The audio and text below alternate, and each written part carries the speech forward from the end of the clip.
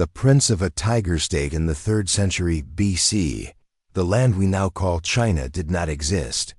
For over 200 years, the region had been torn apart by a period of brutal, incessant warfare known as the Warring States period. The old venerable Zhou dynasty was a mere shadow, and the land was divided among 7 rival kingdoms, each vying for ultimate supremacy. The state of Qin, situated on the western frontier, was seen by its more cultured eastern rivals as a semi-barbaric tiger state. But Qin possessed several key advantages: a rugged, defensible homeland, a disciplined and agrarian society, and most importantly, a government built on the ruthless and unsentimental philosophy of legalism.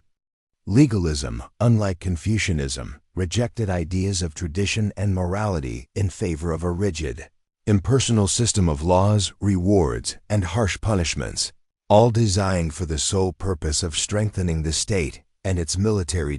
Into this world. In 259 BC, a boy named Ying Zheng was born. His early life was precarious. His father was a minor Qin prince who had been a hostage in a rival state, and there were rumors that Ying Zheng was not his true son, but the illegitimate child of a powerful and wealthy merchant named Lu Bu, who had engineered his father's rise. Whatever the truth, when his father died after a short reign, the 13-year-old Ying Zheng became the king of Qin, the conquest of all under heaven. For the first years of his reign, the young king was guided by his powerful chancellor, the same Lu Bu, who was rumored to be his real father. But Ying Zheng was ambitious and ruthless. He was not content to be a puppet. He discovered that Lu Bu had been having an affair with his mother, and in a demonstration of his own power, he stripped the chancellor of his titles and exiled him. Lu Bu would later commit suicide. The young king was now his own master. With the state apparatus of Qin, its powerful army, and its vast agricultural resources now firmly under his control, Ying Zheng unleashed the final climactic phase of the Warring States period. Guided by brilliant and ruthless ministers like the legalist philosopher Li Si, he launched a series of swift, massive, and merciless military campaigns from 230 to 221 BC, in a blitzkrieg that took just 9 years. The Qin armies rolled over the other 6 kingdoms. One by one, they fell: the Han, the Zhao, the Wei, the powerful Chu, the Yan, and finally, the last holdout, the Qi. The conquest was a triumph of military organization and utter brutality. Defeated armies were often massacred, and rival royal families were exterminated. In 221 BC, for the first time in history, the entire civilized Chinese world, Tianxia, or all under heaven, was united under a single ruler. Ying Zheng, the king of Qin, had achieved a victory that had eluded conquerors for centuries, the first emperor and the remaking of a world, having conquered all under heaven. Ying Zheng believed that the old title of King, Huang, was no longer sufficient for a ruler of his stature. He created a new title, a grander and more divine one, Huangdi. He became Qin Shi Huang, the first August emperor. It was a declaration that he was not just another king in a long line of dynasties. He was the beginning of something entirely new, a dynasty he intended to last for 10,000 generations. To ensure that the old divisions and feudal rivalries would never return, Qin Shi Huang and his minister Li Si embarked on a radical and revolutionary program of centralization. They abolished the old feudal system of hereditary noble states entirely. The entire empire was divided into 36 new administrative commanderies, or provinces, each governed by a centrally appointed official who could be dismissed at the emperor's will. The noble families of the conquered states, some 120,000 of them, were forcibly relocated to the Qin capital of Xianyang, where they could be watched. This political unification was just the beginning. The first emperor imposed a ruthless standardization on every aspect of Chinese life. He standardized the currency, replacing the various local coins with a single round copper coin, with a square hole in the middle. He standardized all weights and measures. He even standardized the width of cart axles so that all carts would fit into the ruts of the new empire-wide road system he was building. Most importantly, he standardized the Chinese written language, creating a single script that, while pronounced differently in different regions, could be read by all educated people. This single act was perhaps his most enduring legacy, creating a cultural and administrative unity that would bind China together for millennia. The Great Wall and the burning of the books. The first emperor's vision was one of absolute unity and absolute control, not just within his empire, but on its borders as well. To the north, the constant threat was the nomadic Xiongnu tribes, fierce horsemen who raided the northern frontiers. To defend against them, Qin Shi Huang ordered one of the most ambitious and brutal construction projects in human history. He commanded that the various existing defensive walls of the former northern states be connected, strengthened, and expanded into a single, massive defensive system, the Great Wall. Hundreds of thousands of laborers, soldiers, convicts, and peasants were conscripted into this monumental task. They worked in appalling conditions in the harsh northern terrain, and tens of thousands are said to have died, their bodies reportedly buried within the wall itself, earning it the grim nickname, the longest cemetery on earth. The wall was a testament to the emperor's power to mobilize the entire resources of his state, but it was built on the backs of his suffering people. His desire for control extended to the realm of thought itself. The 100 schools of thought, which had flourished during the Warring States period, were now seen as a threat to his absolute authority.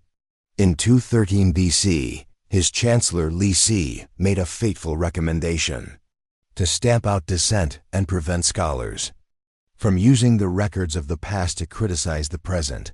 He proposed that all non-utilitarian books from the Old Kingdom's histories, poems, and especially the works of Confucian philosophers, should be gathered and burned. The only books to be spared were practical texts on medicine, agriculture, and divination, as well as the official history of the state of Qin. Qin Shi Huang agreed. The burning of the books was a catastrophic act of cultural vandalism.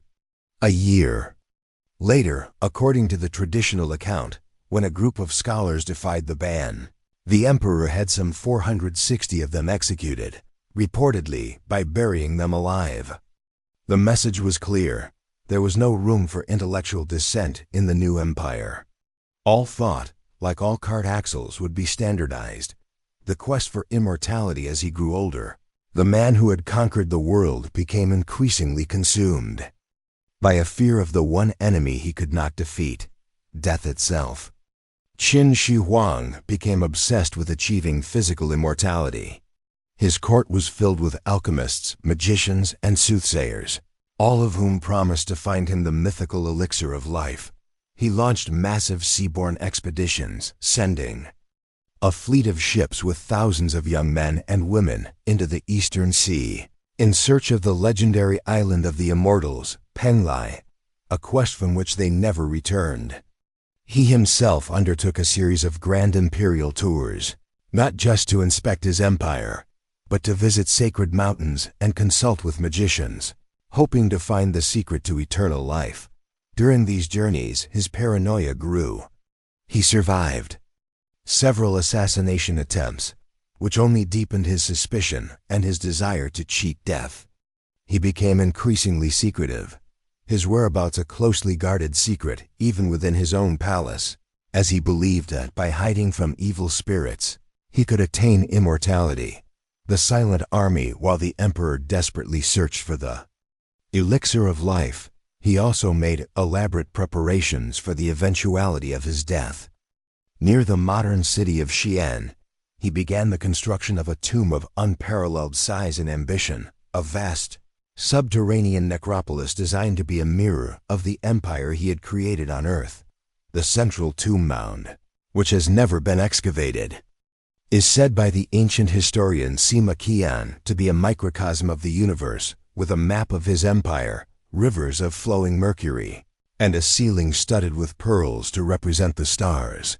But the most astonishing part of this complex lay undiscovered. For over 2,000 years, to protect him in the afterlife, the first emperor commanded the creation of a life-sized silent army. In a series of vast pits surrounding his tomb, his artisans crafted thousands of terracotta warriors. Each soldier was individually sculpted with a unique face, hairstyle, and expression, a portrait of the real soldiers of his all-conquering army. There were archers, infantrymen, charioteers, and generals, all arranged in perfect battle formation, facing east, ready to defend their emperor from his conquered enemies for all eternity. This silent, subterranean army was the ultimate expression of his power and his enduring fear of the forces he had vanquished. The death of the dragon in 210 BC. While on one of his tours in search of the elixir of life, the 49-year-old Qin Shi Huang died, likely after ingesting one of the toxic immortality potions concocted by his alchemists, which probably contained mercury. His death, far from the capital, triggered an immediate conspiracy. His two most powerful advisors, the Chancellor Li Si and the chief eunuch Zhou Gao, were with him. They feared that if the emperor's death were announced, it would trigger widespread revolts, and they worried about their own positions under the designated heir, the capable and respected eldest son, Fu Su. So they kept the emperor's death a secret. They placed his body in his imperial chariot and continued the tour as if he were still alive. To mask the smell of the decomposing corpse as it rotted in the summer heat, they had carts of salted fish brought up to travel alongside the chariot. During this grotesque procession, they forged a fake imperial edict from the dead emperor, ordering Prince Fusu and his favorite general to commit suicide. They then installed the emperor's weak and pliable younger son, Hai, on the throne as a puppet. The collapse of a dynasty, the Qin dynasty, which the first emperor had boasted would last for 10,000 generations, barely survived his death. The new emperor, Qin Shi, was incompetent, and real power lay with the treacherous eunuch Zhou Gao. The same harsh laws and crippling taxes that had unified the empire now fueled massive resentment. Within a year of the first emperor's death, a massive peasant rebellion erupted, and the entire empire quickly descended back into chaos. The descendants of the noble families of the 6 conquered states rose up to reclaim their old kingdoms. The Qin armies, their best generals gone, were defeated. In 207 BC, just 3 years after the death of its founder, the capital of Xianyang was captured, the imperial palace was burned to the ground, and the last Qin emperor was killed. The great Qin dynasty had come to a swift and violent end. The enduring empire, though his dynasty was short-lived, the legacy of Qin Shi Huang, the first emperor, is monumental. He has been reviled throughout Chinese history by Confucian scholars as a brutal megalomaniacal tyrant, the destroyer of culture and a man who ruled by fear. Yet, the unified, centralized, bureaucratic empire that he created would become the enduring template for every Chinese dynasty that followed. The name China itself is derived from the name of his state, Qin, pronounced Qin. The standardized script he imposed allowed a vast and diverse region to share a single written culture for millennia. The concept of a unified state, governed not by a feudal aristocracy, but by a central authority, became the cornerstone of Chinese political identity. The Terracotta warriors, discovered by chance in 1974, stand as a stunning, silent testament to his incredible power and ambition. He was the man who, through ruthless vision and brutal force, ended an age of chaos and forged an empire that, in various forms, has endured for over 2,000 years.